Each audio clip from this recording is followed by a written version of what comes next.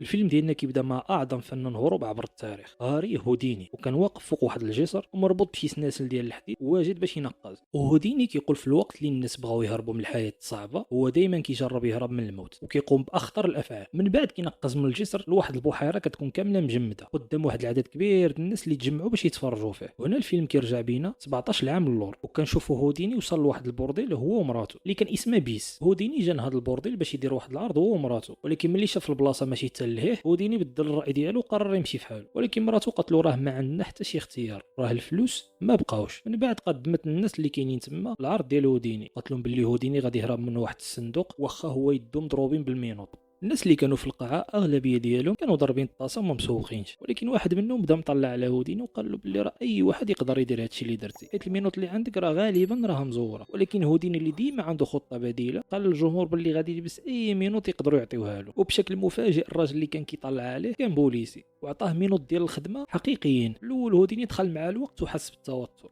ولكن ملي البوليس زير عليه المينوط في يدو التوتر تحول لنحماس. دور وجهه للحيط وبدا كيحل المينوط بواحد المسمار كان عنده مخبي في الصمته. هاد الحركه خلت الناس غير كيشوفوا حتى البوليسي اللي كان مطلع عليه، وكاملين بيوم عجبهم العرض وبداو كيصفقوا له. ومن داك النهار هوديني ولا مشهور في جميع انحاء امريكا احسن فنان الهروب، وبدا كيعمل عروض مختلفه في ميريكان كامله، ماشي غير المينوط ولكن حتى السلسله ديال الحديد اللي كانت دايره. واحد الليله مراته قالت له راه بغيت ندير شي حاجه في حياتي من غير هاد العروض هادو، ولكن هوديني قال له راه انا ما نقدرش وما يمكنش ندير شي حاجه من غير هادشي اللي كندير دابا، بالعكس انا بغي نولي احسن فنان الهروب في العالم ماشي غير في امريكا. وهنا كنشوفوا الماضي ديال هوديني. في الوقت اللي كان هوديني وخوه باقيين صغار كانوا كيتفرجوا في واحد الفرقه كدير العروض السحريه في القريه ديالهم. هوديني عجبو بزاف العرض وبقى مبهور به، وبدا كيحلم باش ملي كبر يولي ساحر معروف وعنده بزاف الفلوس. وشويه بشويه هوديني يقدر يتعلم شي حيل صغيره اللي يقدر يربح منها شويه د الفلوس. وكنشوفوا هو كيدي الفلوس للدار وكيحاول يفرح الام ديالو، ولكن باه ما كانش عاجبو الحال فاش شاف ولدو كيدير داك التخربيق. من بعد قرر هو وخوه باش يهربوا من الدار ويعملوا شي حاجه لراسهم على بكري. من بعد بداو الاخوان هوديني كيديروا العروض ديالهم في الشوارع وكيجمعوا الفلوس باش يعاونوا الام ديالو. دازت سنين على هذا الحال. في واحد النهار هما كيقدموا واحد العرض في السوق، هوديني شاف الشركه المستقبليه ديالو اللي هي بيس كانت كتغني مع واحد الفرقه ديال العروض. بقى كيتفرج فيها من بعيد وعجباتو بزاف حيت كانت زوينه. فاش سال العرض هوديني مشى عندها وطلب منها تخدم معاه وفعلا وافقت. ومن ذاك النهار هما كيعملوا العروض في جميع انحاء امريكا. من بعد كنشوفوا خوه اللي باقي في ميريكان كيبغي يقلد الحيل ديال خاه باش حتى هو يكون معروف، ولكن هوديني ما كانش عاجبو الحال وقرر يعمل اخطر حيله في الكارير ديالو كامله اللي ما غادي يقدر يقلدها حتى شي واحد. المشهد كيمشي عام 1896 فين هوديني زار واحد الحبس معروف وطلب من الشاف ديال البوليس باش يربطو يسد عليه الزنزانه. وكما كان متوقع البوليس رفض وقال له راه حنا كنسدو غير على الناس اللي مجرمين ماشي اي واحد. ولكن هوديني بدا كيطلع عليه وقال له باللي الحبس ديالك راه اي واحد ممكن يهرب منه، وحط واحد الرهان ديال $100 باش يثبت له باللي راه قادر يهرب من الحبس ديالو. شاف البوليس تحمس بزاف ووافق يسد عليه. هنا كنكتشفوا ان هوديني كان مخطط لهذا الشيء باش يربح الشهره بلا ما يخلص الدعايه في الجرائد بحال شوف تيفي زعما. في الوقت اللي الشاف سد عليه مزيان بيس مشات عنده وعطات له واحد البوسه. شاف البوليس شك باللي بيس عطاتو شي حاجه في دقمو، ولكن ملي مشى شاف ما جبر والو. هوديني كيشد واحد الساروت صغيره ديال الحديد بلعو مباشره مورا البوسه ديال بيس وكيستعملوا باش يهرب من الحبس. والنتيجه الصحافه دارت حاله عليه والفانز ديالو في وسط امريكان كامله بداو كيقترحوا عليه يهرب من شي سجون اكبر واكثر تشديدا. هوديني قبل واحد من التحديات ومشى لشيكاغو في عام 1900 باش يدير الحيله ديالو. هاد المره كان كامل مربوط بالسلاسل بحال بويا عمر، وحتى من فمو سدوه له بواحد اللصق باش ما يبقاش عنده الشك باللي بيس كون عطاتو ساروت في فمه. ولكن المفاجاه الكبرى هي ان هوديني يقدر يهرب غير من بعد 5 دقائق. هوديني يقدر يهرب من الحبس بلا ما يخلي حتى شي اثر. من بعد ما قدر يهرب من بزاف د الحباسات ولا مشهور في العالم كامل باسماء بحال مالك المينوط ومحطم السلاسل. كان كيشري الديكور ديالو باش يستخدمه في العروض ديالو في واحد الحانوت. هو يتعرف على مول الحانوت اللي كان اسمه جيم اللي كان باين عليه كيعرف هوديني مزيان، وقال له راه انا هو اللي صممت اغلب هادشي اللي كاين في المحل. هوديني عجبو بزاف الخدمه ديال جيم، خصوصا واحد الحيله كانت عنده في المحل اللي هي يهرب من واحد الصندوق معلق بالعكس في وسط الماء. من بعد شي ايام هوديني وبيس مشاو عند جيم المحل ديالو فين كان موجود الصندوق ديال الماء. فاش شاف هوديني الصندوق مباشره عاونوه الرجال ديالو باش يقدر يدخل في الماء ويقدر يحسب شحال كيبقى تحت الماء. هوديني بقى صابر تحت الماء بلا حتى شي مشكل. ولكن فاش عطاهم الاشاره باش يخرجوه، ولكن لسوء الحظ فاش جيم والفريق ديالو حاولوا يسحبوه من تما الصندوق اللي كان مربوط فيه الرجل ديال هوديني ما مبغاش يتحل، ولكن حيت هوديني بسبع ارواح جيم كان عنده واحد الفاس قريب واستعملو باش يهرج الزجاج ويخرج هوديني. من بعد كنشوفوا هوديني كيعمل نفس الحيله حدا واحد الجمهور كبير في واحد المسرح، وكيقول الجمهور كامل الا طرات شي حاجه خايبه راه الرئيس المطافئ واقف حدايا وعنده الفاس باش يهرج الصندوق. هوديني بدا العرض ورجلو بجوج كانوا محبوسين في واحد الصندوق. جيم هو اللي كان كينشط العرض وقال للمساعدين ديالو يسدوا الصندوق على هوديني، وكدوز شي دقائق وهوديني محبوس وما كيتحركش، والجمهور بدا كيتوتر. والنتيجه لهذا التوتر الرئيس الاطفاء في شيكاغو وصل باش يهرس الصندوق، ولكن فاش كنجيو نشوفوا كنجبروا باللي داك الراجل هو نيت هوديني. الجمهور كينفجر بالدهشه حيت عمرهم شافوا شي عرض بحال هذا من قبل. من بعد ما الشهره ديال هوديني ولات في كاع انحاء البلاد، المدير ديال السي اي اف امريكان بدا كيعمل عليه واحد التحقيق وكيشك باللي هوديني مهاجر غير قانوني يخدع الناس بالعروض ديالو حيت ما عنده حتى شي قيمه. ولكن قبل ما يتعرف اي حاجه على هوديني كيتدخل ويليام الرئيس ديال المخابرات البريطانيه وكيبدل الهويه ديال هوديني من المجر امريكا، ولكن في المقابل كيطلب من هوديني يوصل له معلومات سريه لامريكا. كيف ما كانوا مخططين هوديني كيمشي لالمانيا وكيقدم واحد العرض كبير لعائله القيصر المشهور، وكيكون عاجبهم الحال بزاف من بعد ما عمل لهم العرض ديال الخدعه ديال الصيد اللي كتكون شبه مستحيله. من بعد هوديني كيتلاقى مع واحد سميتو رايل وكان واحد من الضباط ديال ويليام، وهوديني كيعطي شي معلومات سريه سمعها ملي كان حدا العائله ديال القيصر. رايلي كتعجبو الخدمه ديال هوديني بزاف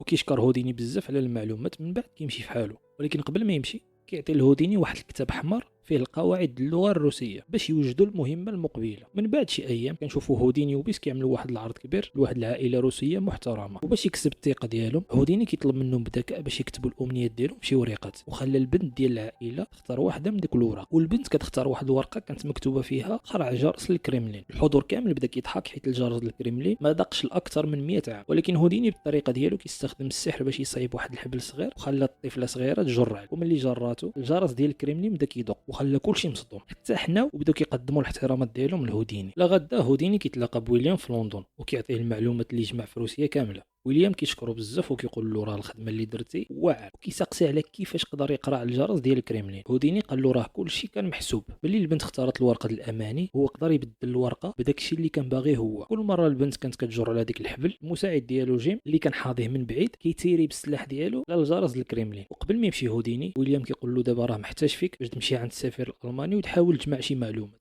والمشهد كينتقل لألمانيا فين هوديني كيقدم خدعه جديده قدام الجمهور والسفير الالماني. جيم كيقول للجمهور باللي هوديني راه محبوس في واحد الخزنه اللي فيها غير 10 دقائق ديال الاكسجين، ولكن في الحقيقه هوديني كاع ما كان في الخزنه، كان داخل مكتب السفير كيحاول يجمع اي اوراق مهمه. ولكن فاش رجع السفير للمكتب ديالو مع واحد البنت هوديني اضطر يتخبى في ديك الخزنه. وملي السفير شاف الخزنه ديالو مفتوحه شي شويه قرر يشدنا مزيان.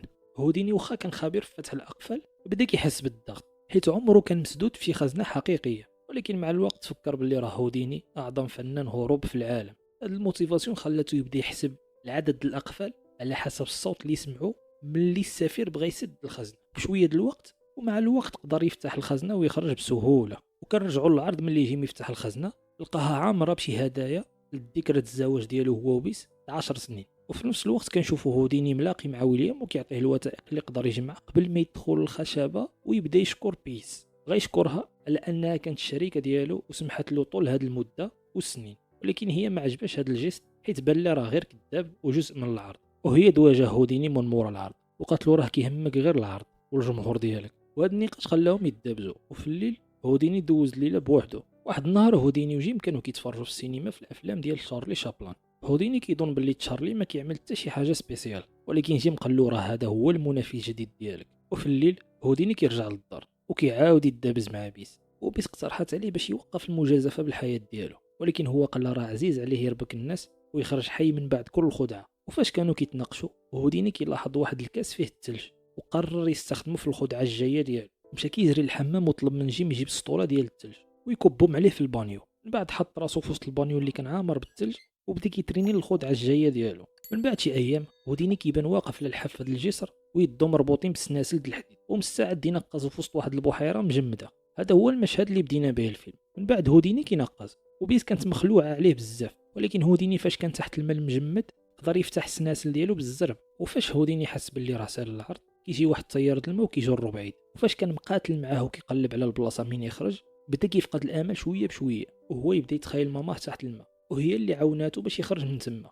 بلا ما يطرالو والو. من بعد كنشوفوا هوديني ومراته مناقشين حيتاش هوديني ديما كيخاطر بحياته في اي عرض كيعملو وكيطلع له الدم وكيخرج. ولكن من بعد كيجي عذاب الضمير وكيرجع للدار باش يعتذر له، كيوافق باش يعمل غير العروض الامينه من دابا الفوق. من بعد هذا الشيء العروض اللي جات كامله هوديني ما كانش كيخاطر بحياته، وكنشوفوا هو قدر يعمل واحد الخدعه كبيره وخلى الفيل يختفي في الهواء، وكيخلي الجمهور كامل مصدوم وكيصفق له. من بعد هذا العرض كيجينا عنده العامل البريطاني اللي شفناه من قبل رايلي، وكيطلب منه يسافر لاوروبا وواشنطن باش يجيب له المعلومات اللي باغيين. هوديني كيحاول يرفض الطلب، ولكن رايلي خلاه يقتنع باللي المعجبين ديالو غادي يبغيو يشوفوا فكره الجوله عالميه. المشهد من بعد كيمشي لمسرح امباير في عام 1914 فين كان السير ارثر كاتب شارلوك هولمز اللي كيكون مع الجمهور وكيتفرج في العرض حتى هو. هوديني كيبدا العرض ديالو، والعرض كان عباره على ان هوديني غادي يدوز في واحد الحيط ديال الطوب ويخرج من الجهه الاخرى، وفعلا قدر يعملو وصدم الجمهور كامل. من بعد العرض كيجي ارثر عند هوديني باش يمدح له الاداء ديالو، ولكن للاسف مباشره من بعد ما مشى ارثر كيجي جيم وكيعطي لهوديني واحد الرساله. هوديني كيقرا الرساله وكيكتشف انها من خوه، وكيقول له فيها بلي الام ديالو ماتت. الخبر كيصدم هوديني بزاف وكيطيح في الارض كيبكي. بيس كتجي عنده بالزربه وكتواسيه. من بعد ما برد شويه كيطلب من مراته باش توقف خوه من الدفن ديال الام ديالو حتى يوصل للجنازه.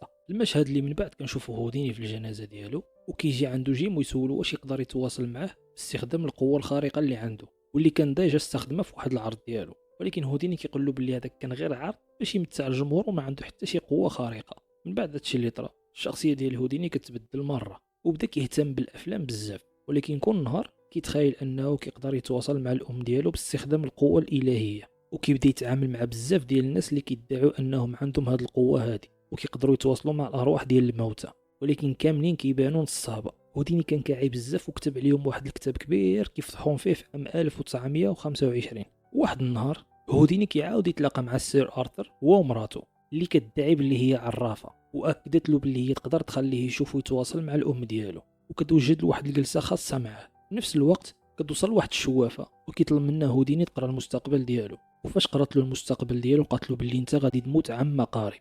من بعد هوديني كيكون مع ارثر ومراته كيكونوا مجتمعين باش يستحضروا الروح ديال الام ديال هوديني. دويل كتاخذ واحد القلم وكتكتب شي حاجه في واحد الورقه، وعلى ما يبدو كتكون تحت تاثير الروح ديال الام ديالو. من بعد الجلسه هوديني كيولي فرحان وكيشكر السيده دويل على التواصل مع الام ديالو، لكن للاسف ملي كيشوف هوديني الكتابه ديال السيده دويل كيجبرها مزوره. اكتشف هوديني باللي النص فيه كلمات مكتوبه بوضوح باللغه الانجليزيه، مع العلم ان الام ديالو ما كانتش كتعرف تهضر باللونجلي. وكيقول جيم باللي داك النهار كان هو عيد ميلاده، ولو كان هو فعلا هضر مع الام ديالو ما كانش غادي ننسى هذا النهار هذا. وبهاد الادله اللي عنده كيعلم باللي السيده دويل غير كذابه وكيفتحها هي والسير ارثر في واحد البرنامج ديال الراديو وبزاف د المقابلات مع الجرائد، وكيعلن على انه غادي يعطي 25 الف دولار لاي واحد يقدر يتواصل مع الام ديالو اللي ميته. عام 1926 كيمشي هوديني لمدينه بوسطن باش يتلاقى مع واحد العرافه مشهوره كتسمي راسها مارغري، وكيدخل لواحده من الجلسات ديالها وكيكشف التزوير ديالها حتى هي. مارغري كتمشي عند هوديني للاوتيل وكتحاول تغريه ولكن بدون نتيجه، وقبل ما تمشي كتفكر هوديني باللي راه غادي يموت قريب ومن بعد غادي يملكوا الروح ديالو. العرض الموالي ديال هوديني كيكون في ميشيغان. العرض غيكون هو واحد الهروب من واحد الصندوق مستطيل عامر بالماء. هوديني عمل هذا العرض بزاف د المرات، ولكن هذه المره هرس الشوفيه ديالو. من بعد العرض كيمشي عند الطبيب والطبيب كيطلب منه يرتاح، ولكن هوديني كيقول له باللي راه ما يقدرش يضيع العروض ديالو وكيقرر يكمل العروض ديالو واخا هو مهرس. فاش كان كيهضر مع الفانز ديالو كيجينا عنده واحد الراجل وكيضربو بالجهد في كرشو حيت كان كيهضر بالخايب على المراه ديال دويل. هوديني كيقول والو بس وكيمشي مباشره باش يعمل العرض ديالو، وللاسف فاش كان كيهضر مع الجمهور كيطيح وجيم كيعيط للاسعاف بالزربه. وفي السبيطار كيديروا له واحد العمليه وكيكتشفوا باللي عنده التهاب الزائده الدوديه، وكيقول له باللي الفرص ديال الشفاء ديالو قليله. واحد من الاطباء كيمشي عند هوديني وكيقول له الخبر وكيقول له باللي هو راه فنان كبير وخلى الملايين ينسى الهموم ديالو. وفي نفس الوقت باز وجيم كيعرفوا بالخبر وكيتاثروا بزاف. ومن بعد مده قصيره الخبر كينتشر بزاف، ومراته كتوصل بعدد كبير ديال الرسائل من الناس كيسولوا فيها على الصحه ديال هوديني. هاد الرسائل كتاثر فيها بزاف ولا تعرف قيمه السعاده اللي دخلها راجلها على قلوب الملايين في العالم كامل. للاسف هوديني كيموت هو في عمره 52 وكيتخايل ليه الام ديالو في واحده من الممرضات اللي كانت كتهتم به، والعالم كامل كيحزن على الوفاه ديال هوديني العظيم. كانت هذه هي نهايه الفيلم، وإلا وصلتي حتى لهنا ما تنساش لايك وسبسكرايب. وصحاب نجم 6 هذه هي باج فيسبوك كاينه في الديسكريبشن وفي اول كومونتير.